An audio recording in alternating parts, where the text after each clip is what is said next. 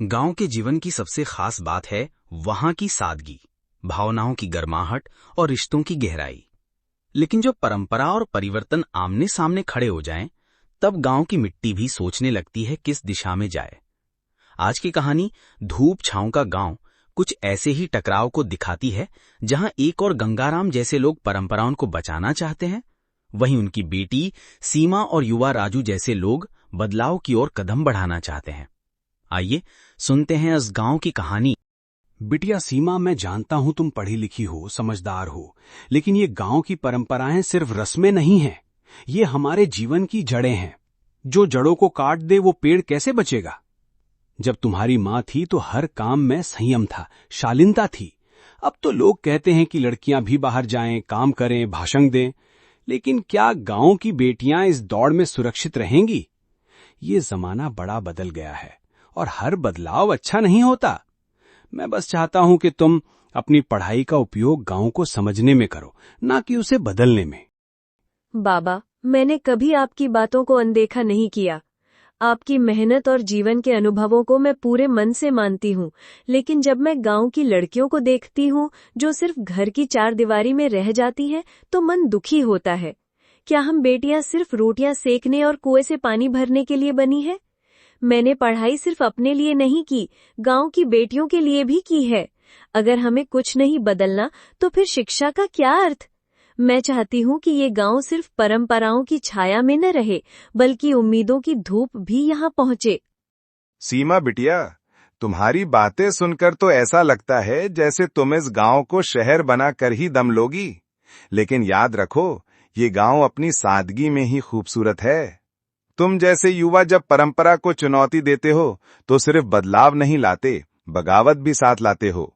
हम नहीं चाहते कि हमारी बेटियां खुद को खतरे में डालें या हमारी मर्यादाएं टूटें। जब से मोबाइल आया है तब से लड़कियां बर्बाद हो रही हैं। हमें ऐसे बदलाव नहीं चाहिए जहां लड़कियां खुलकर बोलें, बल्कि चाहिए एक ऐसा समाज जहां वो सुरक्षित रहें। तुम्हारा पढ़ना अच्छा है, लेकिन वो पढ़ाई अगर गांव की मर्यादा बिगाड़ दे तो वो बोझ बन जाती है। बनवारी काका, आप बुजुर्ग हैं, आपकी बातों में अनुभव है, पर क्या आप कभी सोचते हैं कि आज की पीढ़ी की खामोशी की वजह आपकी बातें ही हैं? मैंने शहर जाके बहुत कुछ सीखा है, लेकिन गांव की मिट्टी में जो अपनापन है वो कहीं और नहीं, इसीलिए लौटा हूं। लेकिन यहाँ हर नए विचार को शक की निगाह से देखा जाता है। सीमा जैसे लोग जब गांव के लिए सोचते हैं तो उन्हें जिद्दी कहा जाता है। क्या बदलाव का मतलब बर्बादी है? नहीं, बदलाव वही होता है जो परंपरा को साथ लेकर नई राह बनाता है। गांव तभी बचेगा जब उसमें रहने वाले लोग आगे बढ़ेंगे, रुकेंगे नहीं। बातें गर्म हो गई थी, लेकिन गंगाराम को अब बेटी की सोच में दम दिखने लगा। उसने देखा कि सीमा सिर्फ विरोध नहीं कर रही, गांव को बेहतर बनाने का सपना देख रही है। अगले दिन गांव की चौपाल पे एक छोटी सभा हुई, जिसमें सीमा ने कहा, लड़कियां भी खेती सीख सकती हैं, तकनीक ला सकती हैं। राजू ने अपने मोबाइल से खेतों में कैसे ड्रिप इरिगेशन लगाया जाए वो वीडियो दिखाया।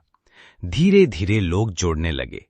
बदलाव धीमा था, पर अब वो गांव सिर्फ परंपरा में नहीं जी रहा था, बल्कि बदलाव की ओर पहला कदम रख चुका था, धूप और छांव के बीच संतुलन बनाकर। सीमा, तेरी बातों को सुनकर अब मुझे लगने लगा है कि मैंने तुझे केवल बेटी नहीं, गांव की उम्मीद बनाया है।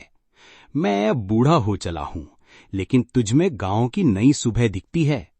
बदलाव से डरता था, पर अब समझ में आया, परंपरा तब तक ही अच्छी है जब तक वो आगे बढ़ने से न रोके।